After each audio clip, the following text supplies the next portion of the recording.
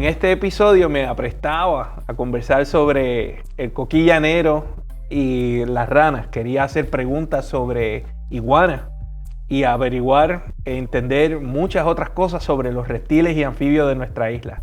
Terminamos hablando sobre un sinnúmero de otros temas que creo que les va a interesar muchísimo. Hoy converso con el doctor Neftalí Ríos, que además de ser ecólogo y profesor de la Universidad de Puerto Rico, es un apasionado de los anfibios y reptiles y ha dedicado su carrera profesional a la protección del coquí llanero en nuestros humedales en el área norte del país. Espero que se disfruten la conversación tanto como lo hice yo. Aquí está. Sí, el científico es peligroso. Y es peligroso porque el científico cuestiona. El científico pregunta y trata por unos procesos que ya un poco mejor desarrollados, métodos rigurosos, empíricos, de confrontar sus ideas y su entre comillas, creencias con evidencia, con la naturaleza. Y si no está de acuerdo a la naturaleza, está mal y se acabó. Eso no lo digo yo, eso siempre todo el mundo lo han dicho otros anteriores. Y en ese sentido, pues tú vas a romper con muchos cuentos sin querer que nos han hecho creer desde siempre. Y vamos a romper con instancias donde otros van a querer pensar por nosotros.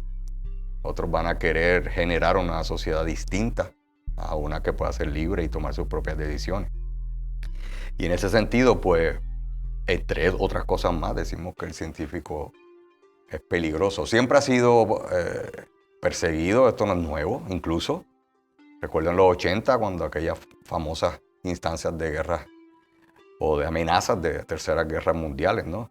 Revistas tan prestigiosas como Science llegó a carpetear científicos extraordinarios del momento, como Edward Wilson, que ya murió el año pasado, Carl Sagan, y muchos otros, simplemente porque son científicos, no tienen el derecho a hablar y expresarse de situaciones y asuntos sociales.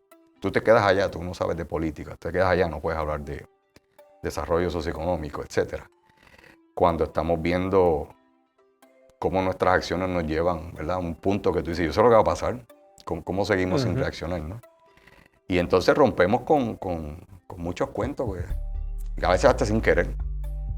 Tal vez esa misma creencia o esa misma, no sé si es apatía o alejamiento del científico es lo que nos está llevando entonces a no necesariamente preguntar para poder entonces profundizar, porque hay como la percepción de que, pues como ya yo sé que me va a decir algo que está por las nubes o que no va a ser en mis términos, pues para eso mejor ni pregunto.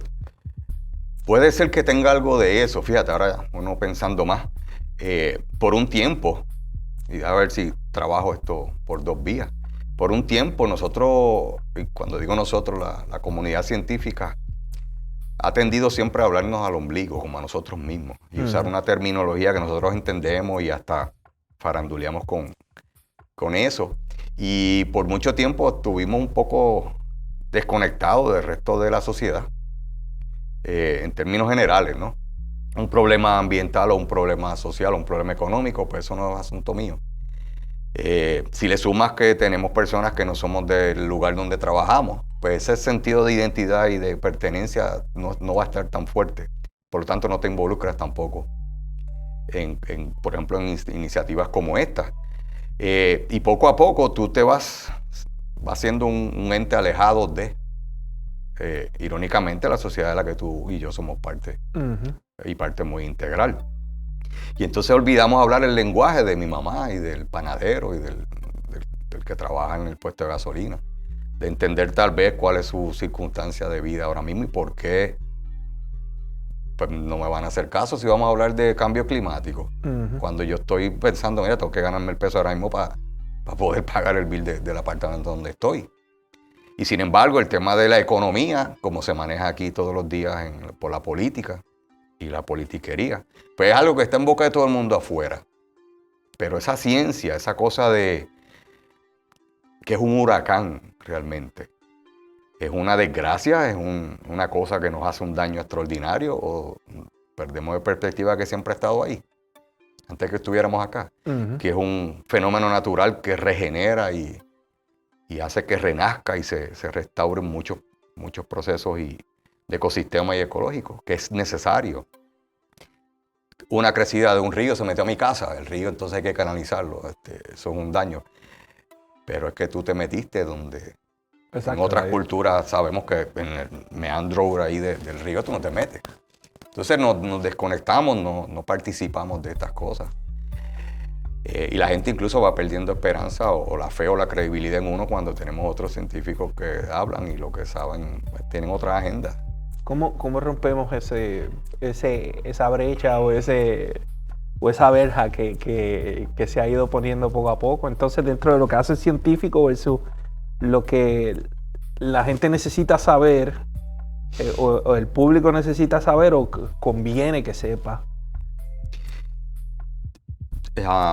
Yo creo que estas iniciativas de comunicar de una manera digerible, de unos términos especiales en las de ciencia, ¿no? Pero algo que el público general pueda comprender, ese tiene que ser el primer paso. Pero, por ejemplo, yo voy a dejar el tiempo que tengo que dedicar en la universidad para salir a tener un podcast, o hablar en la radio, o diversificar el banco de talento que tienen los medios, que siempre en vez de ir a los mismos, ampliar, cuando eso me va a quitar tiempo de una investigación, de generar información y conocimiento nuevo, de llevarme a mis estudiantes a hacer investigación, algo que es extraordinario, que los engancha. Claro. Y a veces hasta le hacen cambiar yo quería entrar a biología, estudiar para medicina, y resulta que hay algo más. Es difícil porque requiere tú dejar otras cosas que las sabes hacer muy bien para entonces tener una paciencia extraordinaria y muchas veces repetir, porque la gente te va a hacer las mismas preguntas. La gente es como que algo innato, no van a leer, por ejemplo, un post viejo en una página en Facebook y van a preguntar lo mismo y lo mismo hasta que tú dices, mira, mírate los posts anteriores y vas a descubrir, lo cual me trae otra realidad un poquito triste. Lo estaba pensando en estos días. Hemos dejado esa costumbre de leer. Sí. Hemos dejado una costumbre de incluso verificar la información que se nos da, porque lo dijo fulano, tiene que ser cierto. Eso yo lo voy a repetir. Y sabemos ese cuento, ¿no? 50 veces repetido se convierte en realidad. Entonces, 20 años más tarde seguimos repitiendo unas ideas, no porque tengamos la mala intención, pero pensamos que es correcto, nadie nos corrige. Así que es un trabajo extraordinario salir de la academia, salir de lo que hacemos todos los días, impactando a 20 o 30 estudiantes cada semestre, para impactar a 20 o 30 mil personas, en el caso de la isla de Puerto Rico, y competir con un medio como un periódico, que de una sola sentada en una mañana lo lee 500,000 de personas. Tú no tienes ese nivel de impacto. Así que necesitas un regimiento extraordinario de científicos que puedan hablar un lenguaje que mi vecino me pueda entender y que de alguna manera pues, puedas también pagar los biles de tu casa, salir y no sacrificar otras cosas. Hay muchas batallas para pocos indios, dirían algunos. Pero es parte entonces de lo que estamos haciendo, por ejemplo, como organizaciones como la de nosotros y particularmente este proyecto de podcast. Es eso mismo, entonces tirar abajo un poco esas verjas que nos hemos puesto socialmente y dejar que los científicos entonces puedan acceder a las personas y dejarles saber, mira, lo que estoy haciendo es importante para mí por X o Y razón, pero te compete a ti como ciudadano por X y Y razón, y tal vez empezar entonces a entablar ese diálogo. Eso es bien importante también, porque salimos del yoísmo, ¿no? Esta cosa de que yo estudio esto y esto es bien importante. Por eso te digo, a mi mamá no le va a importar, yo tengo otras necesidades, otras cosas. Entonces, ¿cómo tú le haces ver que, voy a usar un ejemplo que no es trivial, pero que la gente entienda que lo mismo que necesita un lagartijo y un coquí para vivir es lo mismo que tú y yo necesitamos? Y en ese sentido no somos casi nada diferentes a ellos. Cómo protegiendo, conservando, entendiendo mejor la naturaleza, tú te estás protegiendo y defendiendo a ti mismo. Cómo no somos algo hecho afuera y separado de la naturaleza, sino parte de, sujeto a los mismos procesos y leyes. En ese sentido, caemos en otros temas más profundos que tienen mucho arraigo, sobre todo en una sociedad como la nuestra en Puerto Rico, pero que es necesario ya hace rato hablarla. Y vernos como eso mismo. Si yo ensucio, para hacerlo trivial, no el agua. Esa es el agua que me voy a tomar mañana. Si voy a tumbar un árbol porque el huracán tal pasó y si yo lo tumbo lleno unos cajones y FEMA me da tanto dinero, pero es el mismo árbol que protege el suelo de la erosión, te da sombra, te baja la temperatura, ¿cómo tú monetarizas eso? Porque es importante mantenerlo versus verlo como un problema porque tengo que barrer todos los días las hojas frente a mi casa. Uh-huh. Hemos desarrollado y crecido de un tiempo para acá de espalda a la naturaleza y no de frente y con la naturaleza en mano, y nos ha traído muchos problemas. Eso es lo que te mantiene despierto ahora mismo como científico, Néstor, que estamos teniendo menos consideraciones o estamos menos interesados quizás por nuestro entorno o el medio ambiente y lo que sucede a nuestro alrededor. No sé si decir que estamos menos interesados o tratar de ser, y no te estoy diciendo que no seas honesto, ¿no? pero en términos generales, ponerle un poco de más mente a esa idea y decir, ¿qué hemos dejado de hacer? Que a las personas, que es la inmensa mayoría de acá, no los científicos, no ven las conexiones, no ven esa realidad. No se ven parte de, sino algo muy especial, único, superior, y que, sin embargo, vamos en camino a destruir y a transfigurar el único lugar que podemos llamar nuestra casa, como diría alguien que yo admiro mucho, ¿no? Donde la naturaleza no tiene nacionalidad, no tiene fronteras, no hay pueblos, no hay alcaldes, no hay... y aquí en Puerto Rico, sobre todo, 70 y pico de municipios, cada cual tiene una finca, una cosa.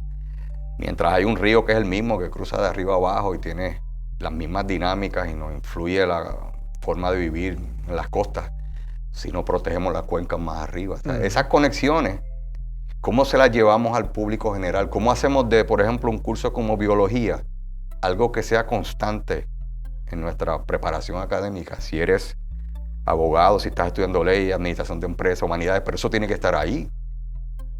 Ese egocentrismo, esa cosa de las humanidades, que está extraordinario, pero hay que estrechar ese lazo de comunicación y entendimiento con la naturaleza. Le llamamos ciencias naturales, o ciencias antes le llamaban puras o otros nombres, ¿no? Pero no estar nosotros incluso hablándonos al ombligo, ciencias políticas, ciencias sociales, ciencias económicas, cuando realmente estamos hablando de un solo organismo, tú y yo. Uh-huh. Y el resto, ¿qué? ¿Cómo ponemos al servicio de todos el conocimiento que generamos en la ciencia? Ese es un reto que sigue estando bien vivo hoy, la tecnología. Esto es un ejemplo. Tal vez no leemos, pero en el carro yo puedo empezar a escuchar un podcast. Y a lo mejor me engancho y digo, mira, me gusta esta onda, versus tener un libro. Ya nadie sabe cómo huele un libro cuando es nuevo, que está brutal. ¿Ves? Y creo que tiene un origen, yo creo que desde los 90, mal tasado, con el desarrollo así brutal del internet. Yo veo unas diferencias, donde antes corríamos bicicleta y nos pelamos las rodillas. O ibas al bosque, al monte allá al lado de la casa a buscar algarroba para jugar gallito. Y en el proceso te pica una avispa, o sentías el calor, o sentías el picor del pasto. Empezabas a conocer, ¿verdad? Y ahora no, estamos aquí en la casa, aire acondicionado, TikTok, que no es que sea mal, pero nos hemos ido incluso aislando poco a poco de eso que antes era desde nuestros abuelos y demás, para nuestro cada día. Cómo ver las estrellas, cómo la luna. Eso lo estás viendo en tus propios estudiantes. Sí, ¿Qué preocupaciones o qué cosas tú notas entonces que están trayendo los estudiantes a tu sala de clase? Mira, una cosa parece medio, otra vez trivial, pero preguntar qué es una jardinera. Algo que era bien común en las casas antes, de hace muchos años atrás, donde tú tenías recado. Mira, abuela, una hojita de recado para hacer la habichuela, y nadie sabe qué es eso hoy. Entonces, bueno, ya me estoy poniendo viejo. Pero los intereses, ¿verdad? Esta cuestión que siempre lo hemos escuchado de generación en generación, no es que la generación de antes era mejor que la de ahora, pero hay cosas que nunca cambian. Por ejemplo, un tema importantísimo que son las consecuencias del cambio climático. ¿Qué es eso? Eso no es una cosa que está ahí y tú la puedes digerir, manejar y meterla en un maletín. Se refiere a un proceso que tiene un montón de ramificaciones y de consecuencias. Una de ellas es el calentamiento global. No solo que está graficado y tú ves la tendencia, pero en un momento como ahora donde tú tomas clases y en un salón con aire acondicionado, pues estamos aquí en un salón con aire acondicionado, llego a casa en un aire acondicionado, estoy en el carro en aire acondicionado, ¿cómo ellos van a poder o cómo la gente va a poder sentir los cambios en temperatura durante el año? Sentir que en febrero y marzo son los meses más fríos y fresquitos del año, versus verano, agosto, septiembre, los más calurosos, pero también los más lluviosos. Y lo sientes. No estoy diciendo que ahora andemos por ahí en un carro con los cristales abajo, con el calor que se va a meter. Pero cuando yo era un poco más chamaco, así era como yo me movía y sentía las estaciones. Algo que desde los inicios de la humanidad y la sociedad nos permitió dominar la agricultura o desarrollarla. Podemos predecir estaciones, cuando llueve, cuando no. Pues ahora no. Entonces ahora la siembra de alimentos, no vemos la conexión, por ejemplo, de que tanta gente en Puerto Rico no puede mantenerse con la agricultura que se promueve aquí. Eso no es así. Entonces, cuando empiezas a ver detallitos que te chocan con las preguntas, los intereses y las cosas, con los muchachos, incluyendo mis hijos, no se conectan, no salen. ¿Qué? No salen a la grama, no se ensucian un mahón con la grama. ¿Con qué te estás encontrando en términos de preguntas? ¿Qué tú dirías? Bueno, pues mira, es algo que deben... Más grande todavía, no hay preguntas. Punto. Esa curiosidad innata de cuando chamaquitos y nenes nosotros preguntábamos todo. Y nene, mucho tú preguntas. Ya empezamos ahí a cortarle esa emoción. Y según vas creciendo, se hace más y más tangente, más tangible, ¿no? Que te inhibes del preguntar. Entonces llega la adolescencia y entonces, para no me vacilen y demás, menos todavía. Llegas a la universidad, ¡pum! No hay preguntas. Eso está ahora mismo, no hay preguntas. Y como tú estableces una conversación sin preguntas, te voy a vaciar un libro para que hagas lo mismo que me hicieron a mí. Y no es hasta que empiezas bueno, déjame ver qué música estamos escuchando hoy, déjame ver qué artistas son los que están hoy, déjame ver qué moda es la que, para ver si enganchas y conectas.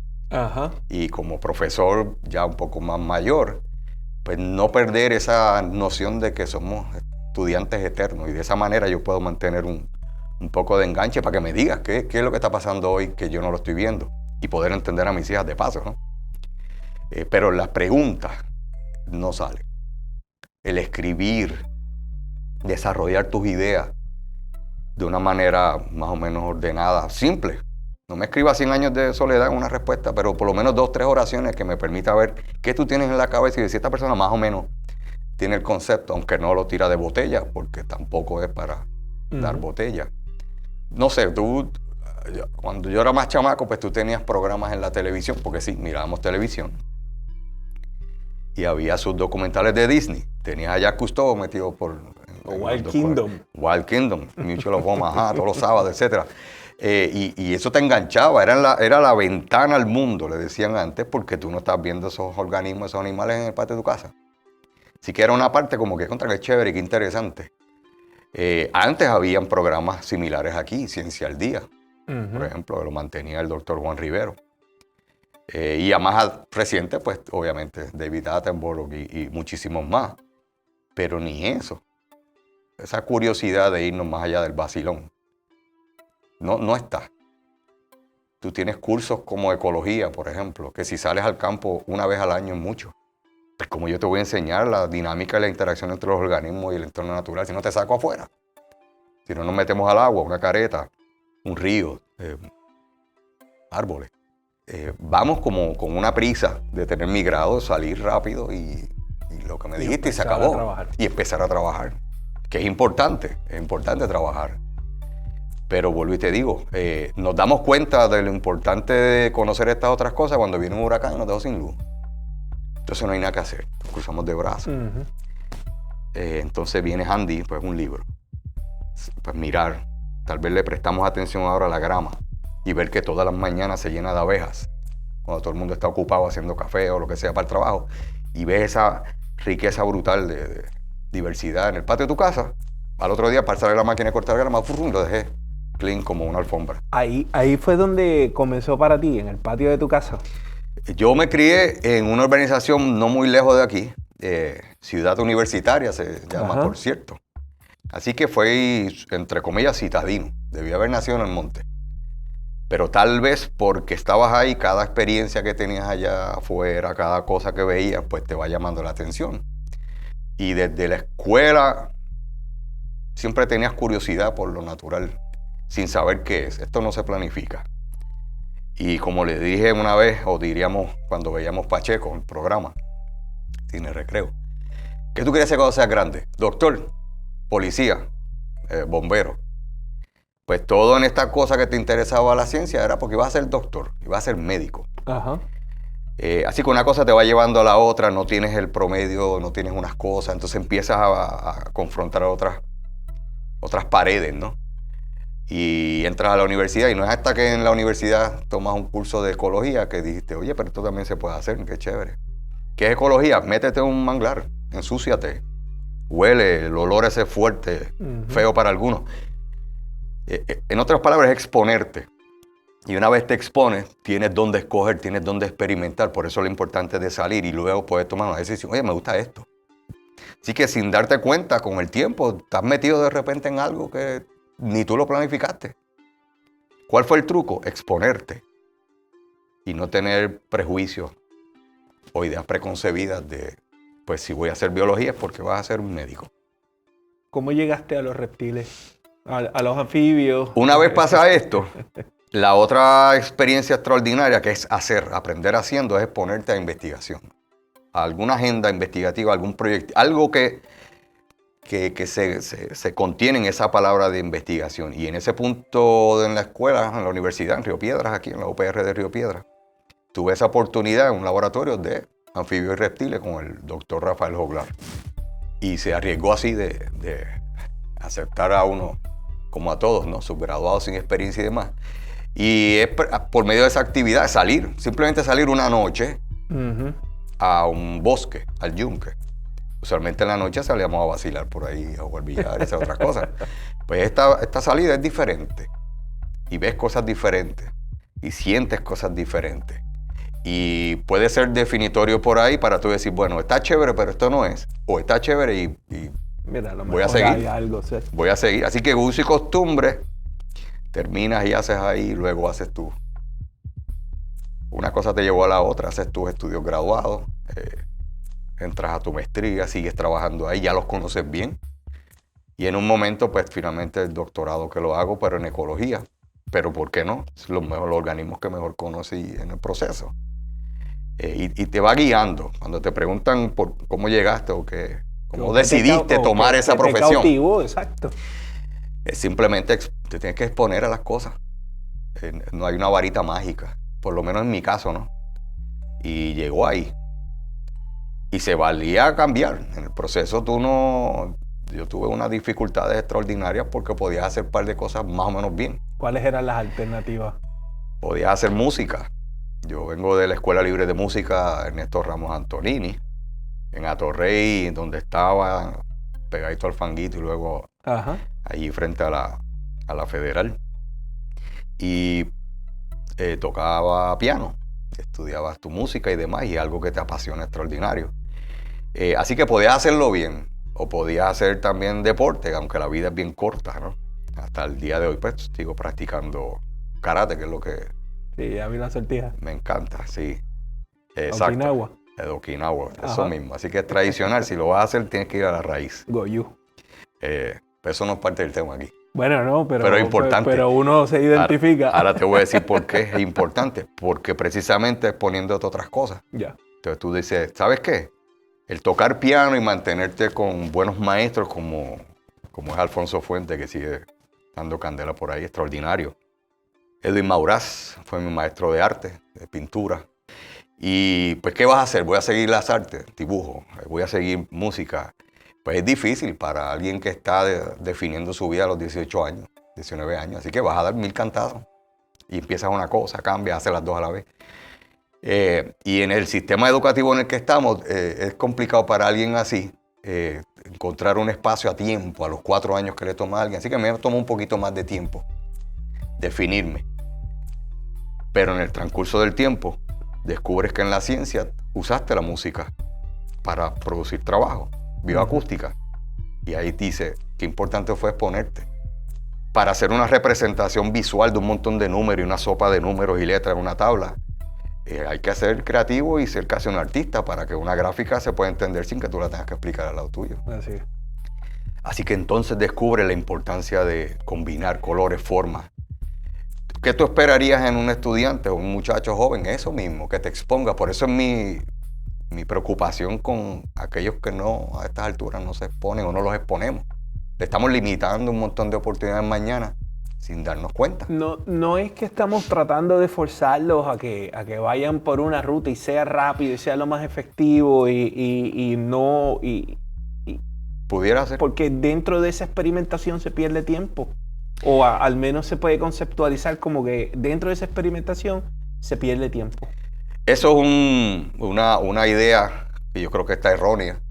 Yo estoy a favor del generalista. Pero, de hecho, eso es lo que tú haces cuando entras a la universidad. Sí. La universalidad del ser humano, del ser humanista. No un especialista. Para eso, pues, hay otro foro donde hacer eso. Pero esa noción de la prisa, yo creo que ahí hay algo que ver.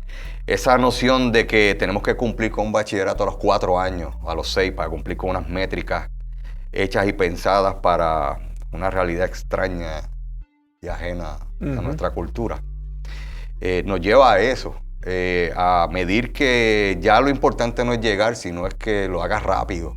Y perdemos de noción que no, lo importante es llegar.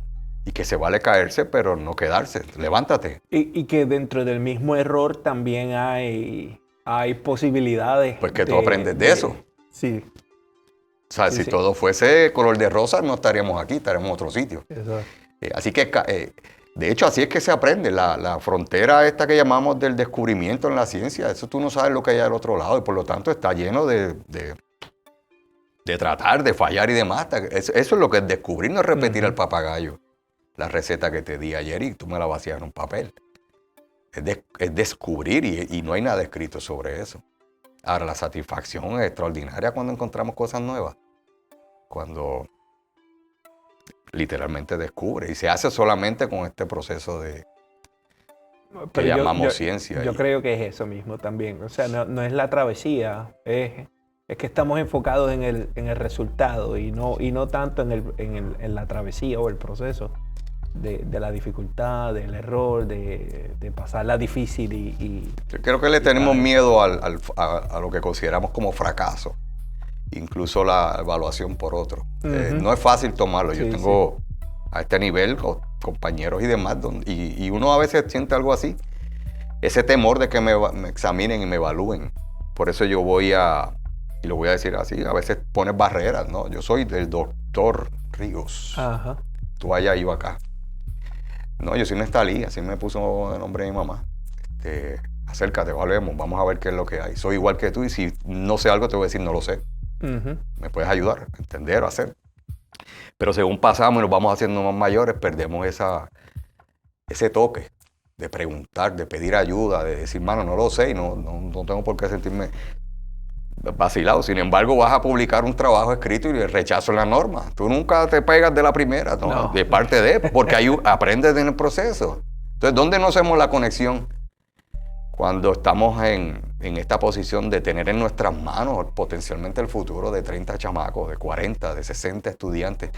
Yo puedo inspirar a uno, pero puedo también frustrar a muchos en el proceso si no hago el trabajo como es. Y yo creo que pasa, que sucede mucho y yo creo que tenemos menos científicos en general porque ya desde el principio estamos haciendo un weeding out, o sea, los estamos sacando de carrera por no promulgar entonces. Y tú sabes cuál es la ironía.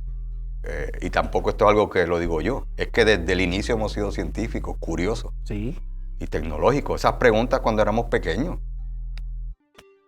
Yo quiero saber qué pasa si yo meto el dedo en esos huequitos que están en la pared.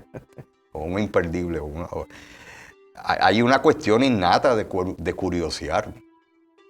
Yo no sé lo que hay, yo quiero descubrir. El método científico está describiendo las diferentes fases que uno pasa cuando uno es niño.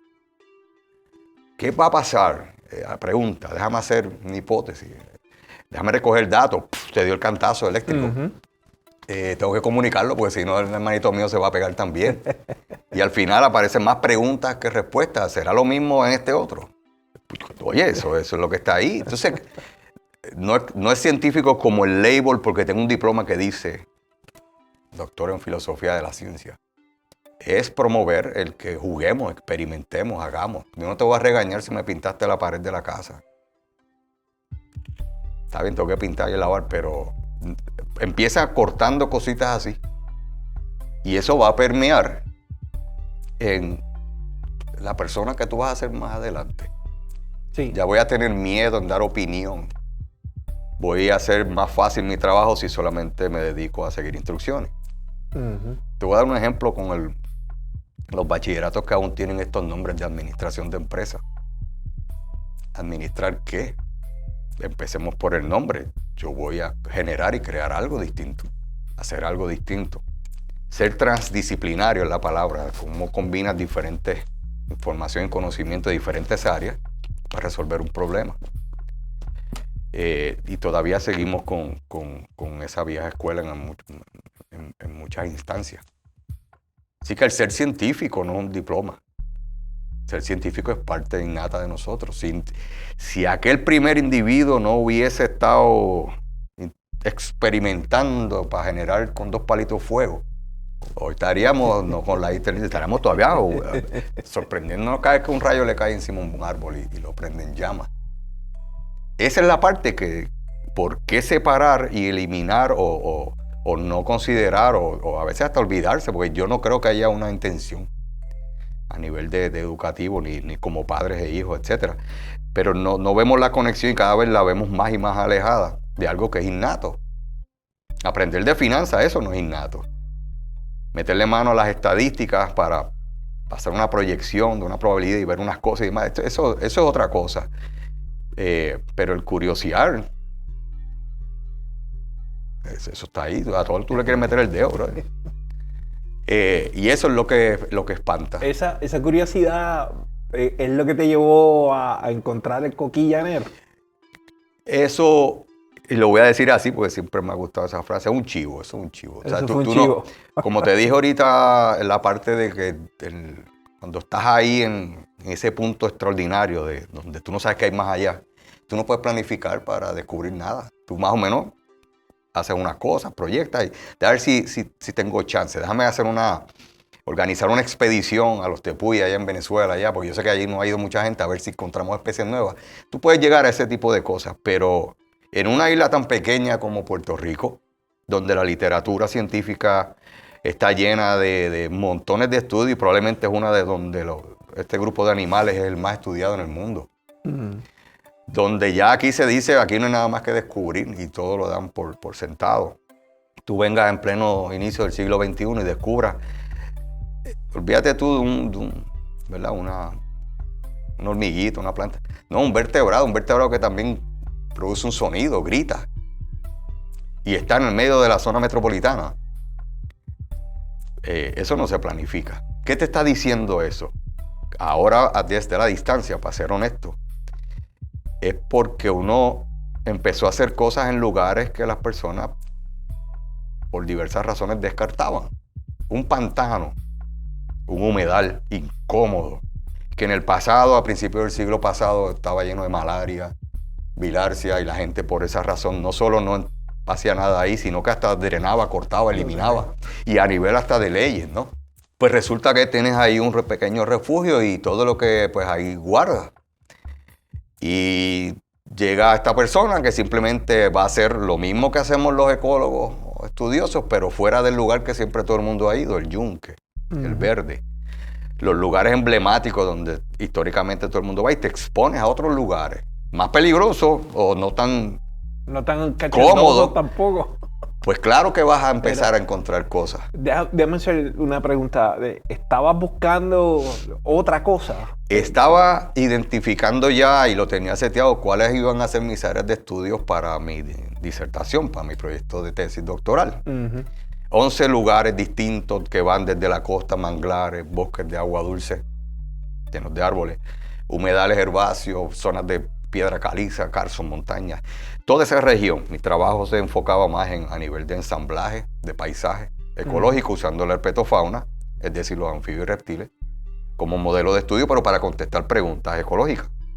Patrones de diversidad según te alejas del mar hacia tierra adentro. ¿Qué influencia tienen organismos que no son de aquí en generar algo nuevo acá? O incluso qué influencia tú has tenido generando sistemas del que no teníamos referencia en el pasado. Es decir, tú y yo como hacedores de algo nuevo.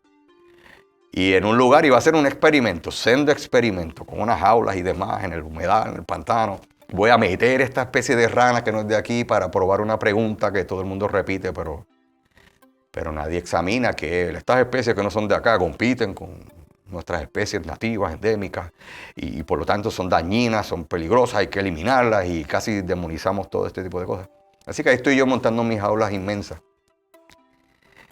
Hasta que encuentras y escuchas un sonidito, algo que con todo tu tiempo ya pues no habías escuchado antes. No tiene que ver con la música, hay gente que no tiene oído, pero quién sabe si sí. Dentro de todo ese coro de organismos, igual que en una orquesta, un director de orquesta sabe cuando un violín está desafinado y te dice, la segunda línea, fulano. Pues tú estás acá y oyes algo y dices, oye, eso yo no lo había escuchado, ese repertorio, que con un clic bien finito, agudo. Pero dije, bueno, ahora no tengo tiempo, estoy montando esto, y después escuchas otro y digo, bueno, déjame anotarlo. A lo mejor es una variación de una llamada de algo que ya está aquí, pues tú no piensas en lo otro. Más adelante ves un animal chiquitito, de un color, no sé, bueno, a lo mejor es una variación de uno de estos chiquititos pero tengo prisa porque tengo que terminar mi tesis. Tengo que terminar de montar mi experimento. Encontrarlo hubiese sido también otra variable más problemática para la tesis, ¿no? Para la tesis y para el país, que es otra cosa que me di cuenta más adelante y tienes que tomar una decisión. Y ahora te cuento cuál es.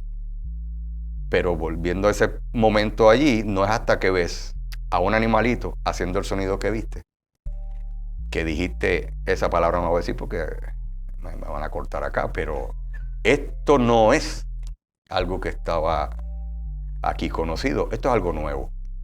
Así que como a las 3 de la mañana estoy yo arrancando a mi mentor en ese momento, Dr. Richard Thomas, tipo extraordinario, doctoral. Richard, yo creo que tengo algo raro aquí. Puede ser una especie introducida o algo que no es de aquí. ¿Quieres verlo? Él es nocturno, él trabajaba en la noche y dormía de día, así que me abre la puerta así del laboratorio y se me queda mirando así. Vuelvo y te digo, en un lugar donde ya todo se sabe o lo que dicen por ahí. Y se queda así, sí, pues vamos a verlo. Pues lo tengo aquí en el carro. ¿Cómo? Y bueno, fue una loquera, fue una experiencia súper chévere. ¿Te llevaste uno? Me llevé uno, claro, y dije, mira, ¿esto qué es? Pues cuadramos ya los viajes de campo para ir allá. Señor bien mayor, pero se fue conmigo. Y ya no puede escuchar, es sordo, ¿no? Ya con la edad, ¿no? Así que yo le estoy diciendo, Richard, pero escucha. Y verle la cara así en blanco, dije, Así que hay que buscarle sus audífonos, un micrófono, hacemos amplificación y cuando escucha aparece un nene chiquito, o sea, riéndose y demás. Y yo, pues ahí empezó una parte que es la parte extraordinaria del descubrimiento. Pues tomó 2 años de escribirlo, estudiar, comparar, generar toda la información. Asegurarse que no es... Otro año, pues claro, casi un año, 8 meses más en lo que publica, refuta, sostener y aguantar. O una dinámica social que se da en la ciencia, en la revisión, y es la incredulidad. O en este caso, revisores que dieron, Puerto Rico ahí no hay nada más nuevo para hacer Ya esto. tienen Esto es un embele. 10 y ¿Cómo tú estás pico de seguro de que especies? esto Exacto. no es algo de otro país y que llegó ahí y tú lo encontraste? Tú comparaste con... Entonces empiezas a ver la parte esa parte social que a veces se da y de celos, que donde yo no tengo nada que ver. Yo llegué los otros días. Sí, una cosa llevó a la otra y se publica.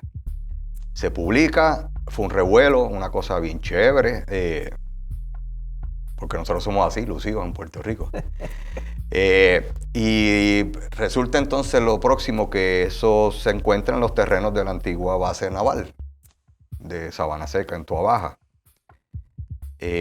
Y eso le va a traer un problema enorme a la administración de lo militar del Navy en un momento en donde un presidente, George Bush, iba a salir de las bases militares en muchas áreas en Estados Unidos y aquí no era la excepción. Una compañía que entonces iba a aprovechar para vender las tierras y un dineral y un negocio extraordinario. Y tengo esta especie aquí que ahora pues hay que, porque solamente está ahí, pues hacer todos los trámites para designarla como en peligro de extinción. Muy pequeña, con muchas otras cosas, ¿no? Las agencias me pidieron hasta lo que no se pide en ningún sitio para corroborar. Y por eso pues, me convenzo más de los mitos y las ideas estas que tenemos, porque pasa algo como esto y nadie lo cree. Así que fue un proceso que cambió de lo interesante y lo chévere y lo divertido de la ciencia a otra dimensión que yo no esperaba jamás verme involucrado. Un litigio de los procesos. Un litigio legal de sobre 5 años, llevar y obligar al gobierno de Puerto Rico a tomar unas decisiones que por deber ministerial, en su artículo 6 de la Constitución, pues nunca realizaron, ni al día de hoy. Tener que entonces acudir al gobierno federal.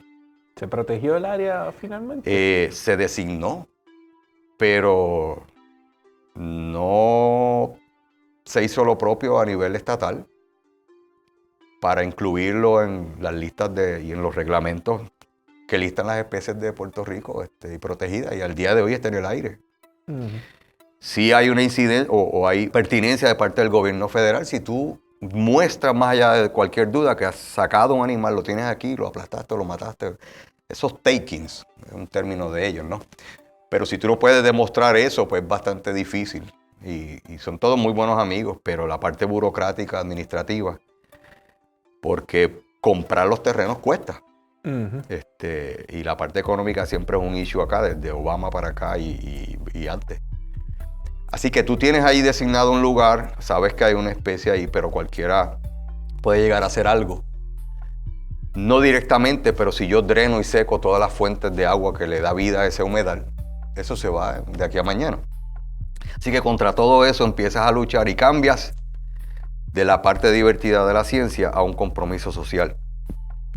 No por la ranita en sí mismo, sino por este asunto de por qué es importante proteger y conservar eso de lo que tú y yo somos parte. Y ahí tenías un animal que iba a ser la punta de lanza de eso. Fue parte de una demanda extraordinaria al Fish and Wildlife Service, Servicio de Pesca y Vida Silvestre, de parte de un montón de organizaciones, escuelas de leyes que se unieron. Incluyeron en el package otras especies más, y es la demanda yo creo que más grande que ha habido en la historia de la agencia. 700 y pico de especies, donde no se estaba cumpliendo con un deber que en ese momento y hasta el día de hoy existe, que es una vez tú designas una especie como protegida, tienes que designar hábitat crítico. Y eso no se estaba dando. Así que finalmente se dio. Todas las instancias y los intentos a nivel local de descarriar estas designaciones que quería hacer el Departamento de Recursos Naturales, como debía ser lo correcto. Pues al final se hizo salir agua una vez el gobierno federal pues toma el caso, simplemente lo designa en el 2012 y por default nosotros como nuestra relación política pues se adopta, ¿no? Y cambia un poco la situación. Pero aquí lo que había era penoso, ¿no? Eran otras intenciones. Y aún al día de hoy, pues, siguen habiendo cosas allí. ¿En qué ha quedado entonces el área donde habita el coquí llanero? Entonces mi pregunta también sería, ¿no hay otro hábitat en la isla donde se encuentre presente la especie? Pues te voy a decir, una vez pasa esto, empiezan estos intentos extraordinarios de, bueno, hay que sacarlo o asegurarnos de que haya otras poblaciones que se puedan sostener por ellos mismos sin la intervención de nosotros, en otros lugares ajenos a estas amenazas que tristemente son productos de nuestras propias actividades. Entonces, ¿dónde vamos a conseguir un humedal con estas características, suelo, agua, etcétera? Que no le estemos echando el ojo para hacer un Disney, tú sabes, una urbanización. ¿Cómo hacemos? Vamos a hacer un proyecto en cautiverio de reproducirlo para entonces tener una colonia y llevarlo a otro lugar. Todo eso estaba sobre la mesa. Y no es hasta el 2018, 19, que un grupo de personas, de muchachos también, naturalistas y de otras profesiones y demás, que encuentran una segunda población, precisamente entrando en los lugares donde no hemos estado, curioseando, buscando, haciendo otra cosa, y de casualidad, ¡pum!, aparece un área donde también está el animal, en la misma costa norte de Puerto Rico, hasta un área mucho más grande, un poco más grande que la de donde lo encontré, y refleja varias cosas bien cool al día de hoy. Ya se publicó, así que lo podemos decir. En diciembre de este año finalmente ya se hace oficial. Pero eso va a tener unas consecuencias para el gobierno federal. ¿Qué vas a hacer ahora con este animalito allí? Es unas decisiones burocráticas, administrativas. Tienes que designar entonces un hábitat. Sigue estando en la lista. ¿De quién son los terrenos? Y algo más sublime. Está en el extremo oeste de la zona de humedales y costeros de Puerto Rico. Estamos hablando de Arecibo. Este otro está en Toa Baja. ¿Qué significa para toda la región que hubo en el medio? Una cosa extraordinaria. Hubo en el pasado un sistema de humedales súper extenso, bien rico en la costa norte, que nosotros fragmentamos incluso antes de darnos cuenta de lo que estábamos haciendo. Y lo que quedó fueron esos dos parchos. ¿Eso es toda la región donde se sembró piña en algún punto? En el norte ahí son mayormente caña. Caña. Esa fue la apuesta inicial, esta vorágine extraordinaria para sembrar caña. Y por lo tanto todos estos humedales se drenaron, como el Caño Tiburones, como Laguna Tortuguero, este mismo lugar de la Ciénaga de San Pedro en Sabana Seca, hasta Cataño. Era para un ingeniero no hay límite en lo que se puede hacer, y eso está extraordinario, bien. Pero cuando nos metemos nosotros a buscar y a trabajar por un recurso, nos metemos sin mirar al lado ni importar nada más. Nos vemos primero en esa onda, y en aquel tiempo era tal vez necesario si dependía tu vida del alimento, pero la caña era un negocio para un capital extraño y ajeno, ¿no? Así que muchos de esos terrenos se alteraron de una manera que ya no son reversibles a lo que había antes. Esto quedó, sin embargo. En Arecibo, ¿se puede decir dónde está? Sí, eso es del mismo Caño Tiburones. ¿Dónde están Eso estaba cercano al barrio Santana. las esculturas estas de arroz por la autopista por allí? Cuando tú vas viendo los mosquitos gigantes ahí en el expreso, tú miras hacia la derecha, ahí había una antigua central. Correcto. Sí. No tengo el nombre a la mano de ella, pero esa central desde ese expreso se extendía hasta la costa, hasta la parte del mismo Caño Tiburones. Y en el caño ves toda la infraestructura que se montó para secarlo y drenarlo, a pesar de que tiene manantiales que le da de agua dulce ahí y entrada del mar por el área cercano al faro. Sí.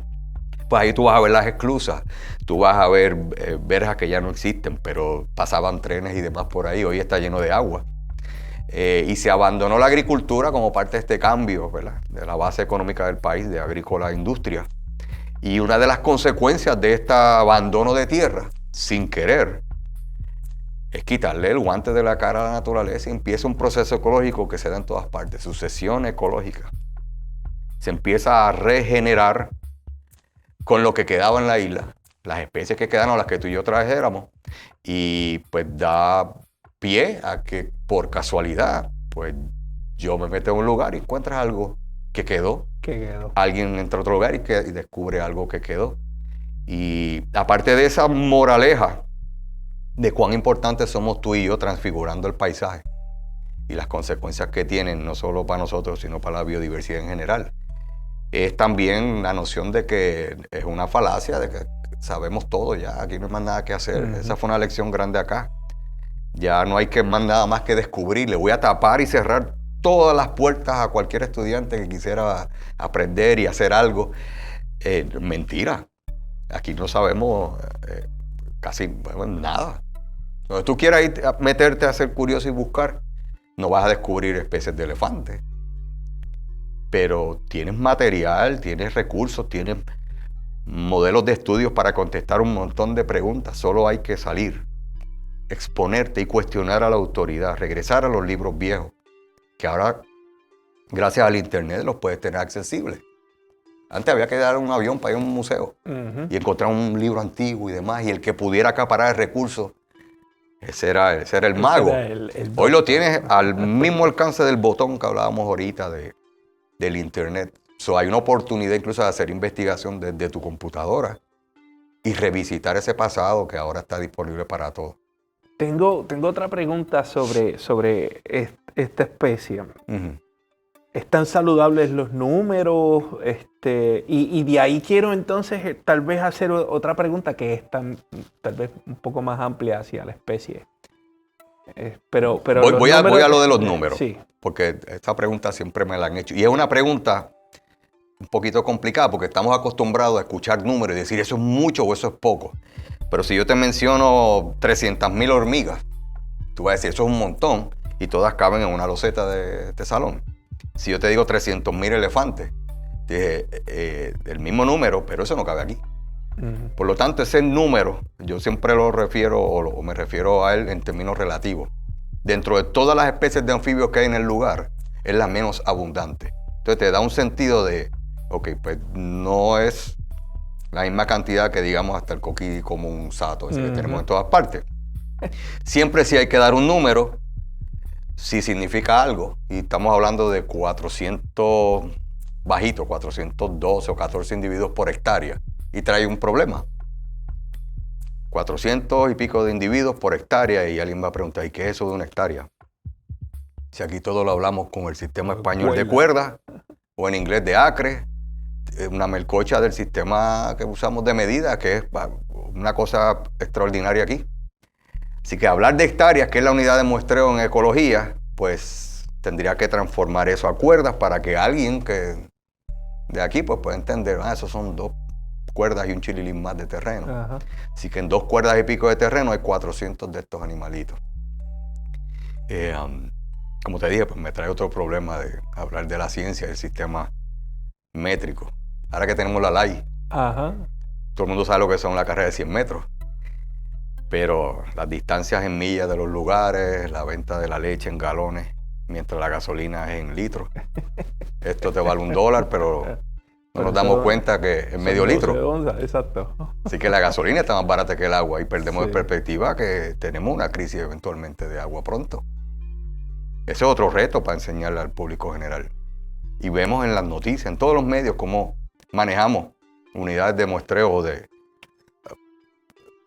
23.5 grados versus 76. Ajá. Pues, ¿a cuál le hago caso, no? Y viene como parte de la escuela, ¿no? Y se permean los datos que muchas veces damos. No estar consciente de cómo hablamos acá nos puede llevar también a interpretaciones erróneas de la información. En el episodio anterior hablábamos un poco de eso mismo, de las inferencias que se puede hacer con los datos y cómo no necesariamente porque yo estoy dando un dato lo hace más cierto o más urgente. Tiene que estar en un contexto, tiene que estar relativo a qué. De manera que aquel que no lo tiene de frente pueda hacer su comparación en su mente y comprender sin tú dar tanta información más ahí, ¿no? El animal más abundante allí, por ejemplo, pues tiene 800 y pico de individuos en la misma área, es de más del doble. Por eso entonces tú dices, bueno, de todos ellos allí, es el que menos abundante es. Y porque tiene otras limitaciones ecológicas, pues amerita prestarle un poco más de atención. No porque el ser raro implique que tenga problemas, nada en el mundo. Hay organismos que son raros por naturaleza. La rareza es un elemento ecológico común y no significa que hay un problema. Yo lo entiendo muy bien y otros ecólogos también lo entienden muy bien, pero cuando vamos al tema de la conservación, que es un asunto más porque me interesa y se incluye en la mesa la discusión pues otros sectores que no son duchos en la ciencia, pues la rareza empieza a tomar otro color, otro tono. Y porque es raro, pues hay que hacer estos esfuerzos, vamos a buscar dinero para tal o cual cosa y perdemos de perspectiva ese asunto, que a lo mejor estamos invirtiendo recursos en algo que no lo necesita, mientras algo que sí lo necesita lo estamos dejando pasar simplemente porque no es raro. Pero fíjate, eso no es un concepto que que se explore tampoco frecuentemente y tendemos, porque tal vez toca con el sensacionalismo y el newsmaking. Eso lo dije. Yo no lo dije. Pero tiene algo que ver con eso. Sí, claro, que si es raro, pues inmediatamente presumimos que está en peligro o que tiene algún problema. Pero planteárselo de este modo abre entonces otra ventana de posibilidades. Te voy a dar un ejemplo de cómo eso puede afectar incluso el paisaje como lo tenemos hoy en día en Puerto Rico. Cuando hablamos de la disminución en la población del puertorriqueño, con un afán, ¿no?, de aumentar la base contributiva y las finanzas y las cosas en el país y demás. Y pues el mensaje ¿verdad? De hay que reproducirnos, porque esto es un problema.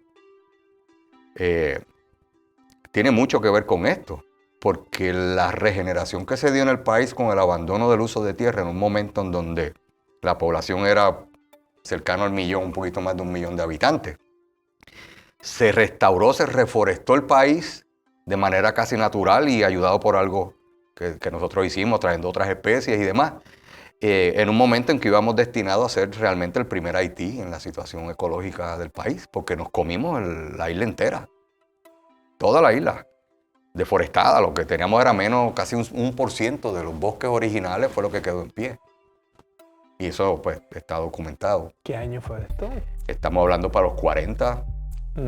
Ya cuando vinimos a entrar aquí, el siglo XIX fue un momento de acabose, de llevarse hasta lo que quedaba aquí en materia de lo que era importante en aquel entonces, las maderas, para Europa. No había una conciencia de que los recursos son finitos, no son eternos. No había conocimiento porque no se invirtió en la educación de la gente en aquel momento, así que las prácticas agrícolas eran bien rudimentarias. Tú siembras, cultivas, pegas fuego y te vas para otro lado.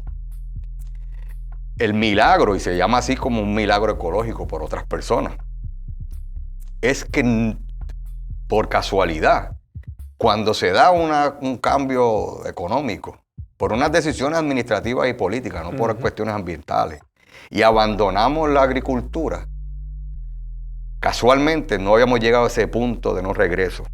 Y lo que quedó, el suelo que quedó, no lo llegamos a erosionar o a dejarlo tan desnudo que se erosionara por sí mismo y quedara algo que un murciélago en la noche podía llevarse un fruto de los que quedaran por ahí y tirar la María por allá, y allá había un arbolito. Los pájaros, pues tal vez una que otra palma de sierra. Tú y yo trajimos el tulipán africano, miaíto le llamamos, ¿no? Como un árbol ornamental a principios del siglo XX. Se riega por el aire.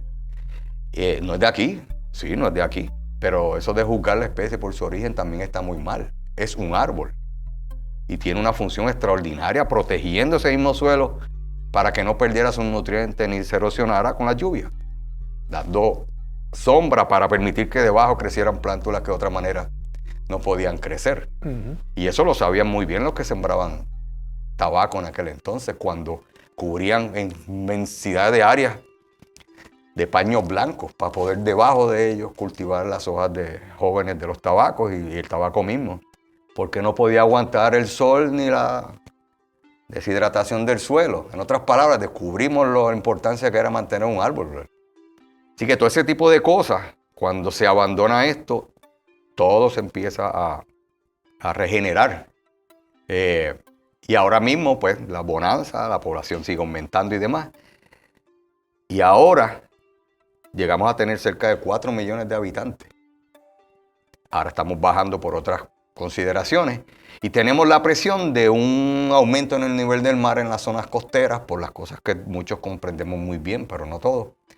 Está subiendo el nivel del mar, hay intrusión salina, empezamos a ver esa erosión que afortunadamente con fotos aéreas que tenemos, que no lo tienen en muchos lugares en el mundo, ¿sabes? Desde los 30 para acá podemos ver cuánto y estimar la rapidez de ese aumento del mar y por lo tanto yo puedo proyectar a futuro algo que ningún otro organismo puede hacer. y ver qué va a pasar con todo lo que metimos en las costas, nuestras casas, urbanizaciones, qué pasó aquí y allá. Y a alguien se le ocurre decir, pues hay 1 millón menos de habitantes, hay que poner a todo el mundo a parir aquí. Pues ¿sabe lo que va a pasar? Cuando yo estaba en la escuela elemental, leíamos aquel famoso libro del campo al pueblo, de Ángeles Pastor, Aventuras y otras cosas, unos libros extraordinarios. Pues en vez de la migración del campo al pueblo, va a haber lo opuesto, una migración del pueblo al campo.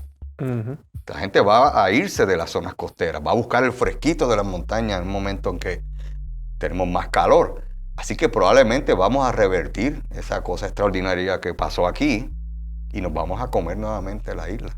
Eso es un futuro alterno y no es alocado. ¿Cómo vamos a trabajar con eso? En un lugar donde no dependemos del alimento que producimos, sino que viene de afuera. O sea, tenemos que ser responsables, ambientalmente responsables. Nosotros, como enseñamos, nosotros como buscamos información, los políticos como hablan, los hacedores de desarrollo económico también. Y hago la salvedad de que tampoco tomemos las cosas a la ligera y pensemos que desarrollo y progreso es sinónimo de cosas buenas y positivas. Porque el cáncer también se desarrolla y progresa.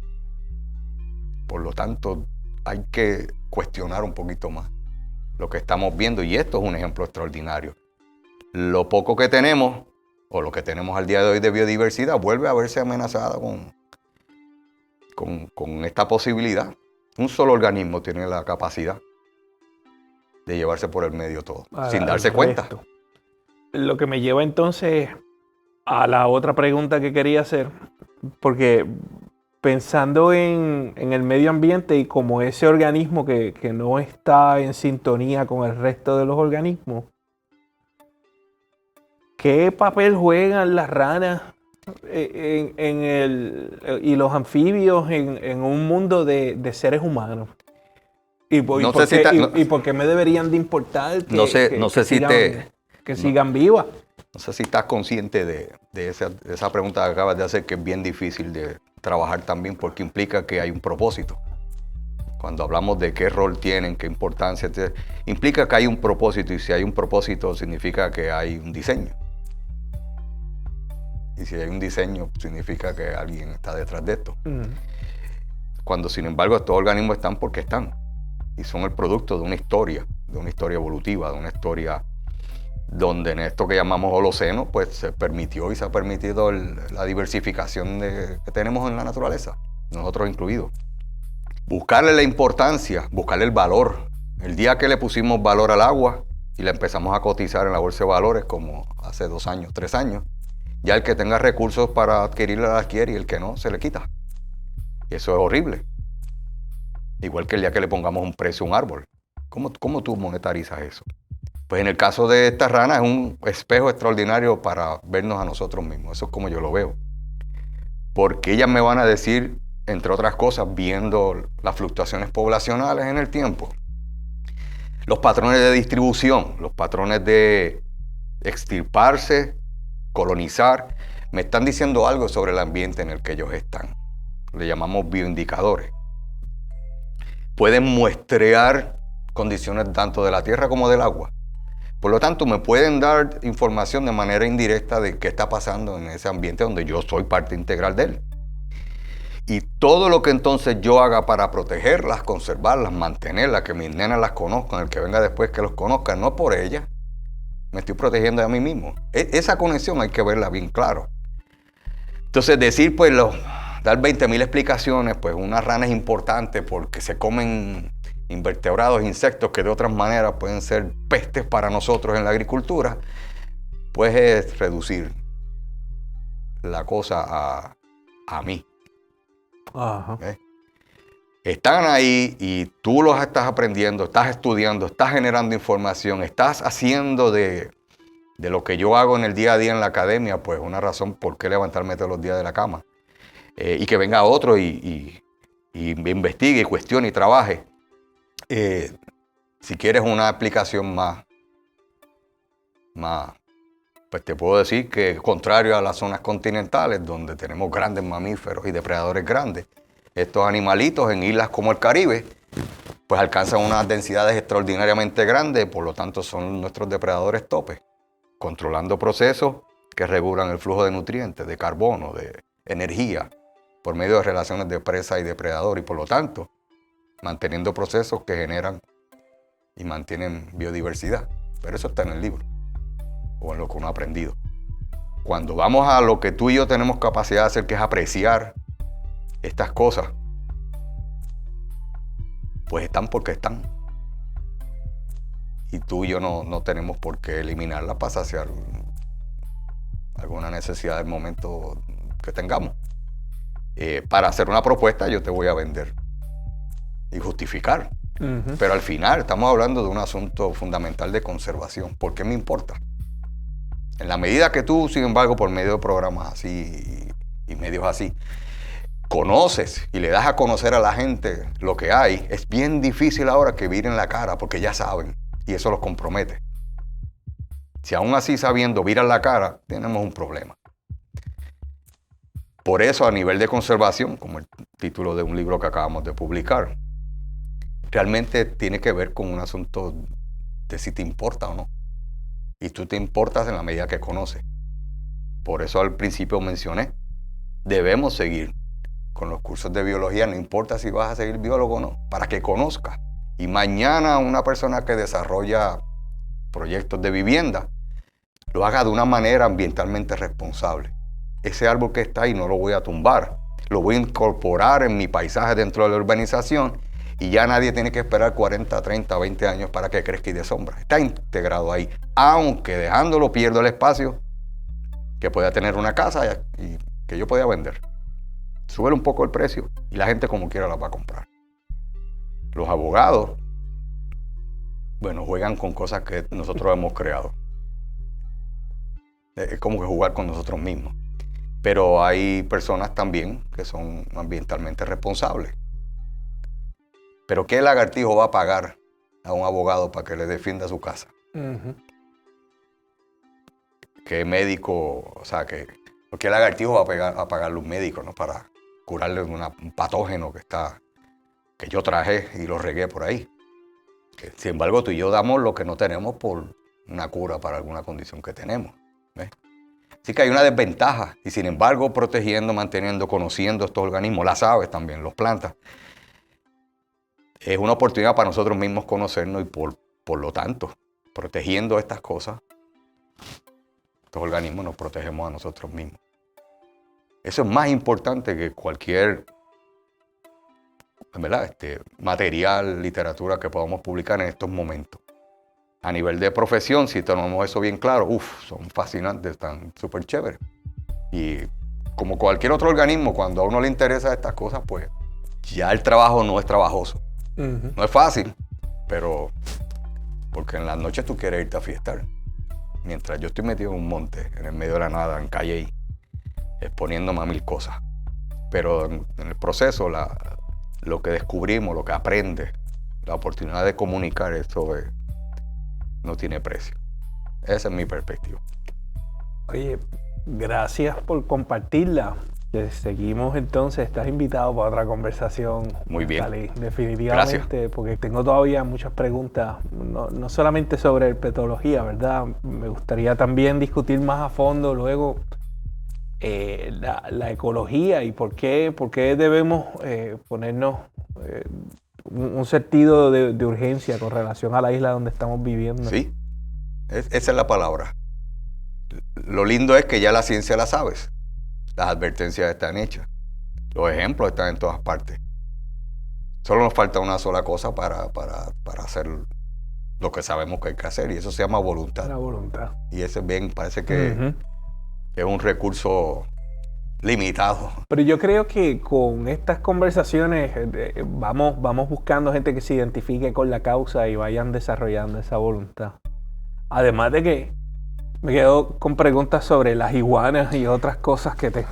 Ahí, cuando lleguemos en la próxima a esos niveles, entonces puedes ir en detalle en cada una de esas dudas, porque de la misma manera hay muchos misconceptions, muchas ideas tergiversadas sobre sobre estos otros organismos. Sí. Cuando lo vemos desconectado de la historia del uso de tierra y de nosotros. Uh-huh. Una vez conectamos ahí, ya yo sé el cuento de la iguana y no es lo que nos han contado. Ya sé el cuento del sapo y no es lo que nos han contado. Ya sé el otro cuento. Y empiezas a clarificar y apreciar cuál ha sido nuestro rol para estos organismos y no usarlos de chivo expiatorio para exculparnos de cosas que hemos hecho nosotros. Uh-huh. No nos ayuda nada demonizando estos animales y sería interesantísimo pues, tirarlo y decirlo. Aunque sean verdades incómodas. Estoy de acuerdo Vale. y así que te comprometo de ahora en adelante, la próxima seguimos conversando, lo agradezco muchísimo. La tiro y lo hacemos veloz. Así que muchas gracias, Neftalí. Esto fue Conciencia. Si disfrutaste de este o cualquiera de nuestros otros episodios, comparte, linkea y conecta. Añádenos a tu lista de favoritos en cualquiera de tus plataformas y conoce más sobre otras iniciativas que tiene el Fideicomiso para Ciencia en Puerto Rico. Nos encuentras en las redes a través de PR Science Trust. También puedes visitar nuestra página prsciencetrust.org o si prefieres entonces entretenerte con nuestro contenido, puedes visitar nuestra página en YouTube, Fideicomiso TV. Mi nombre es Jorge Valentine, soy director del programa de Educación STEM y Desarrollo de la Fuerza Trabajadora. Estoy a sus órdenes y esto fue Conciencia. Muchas gracias.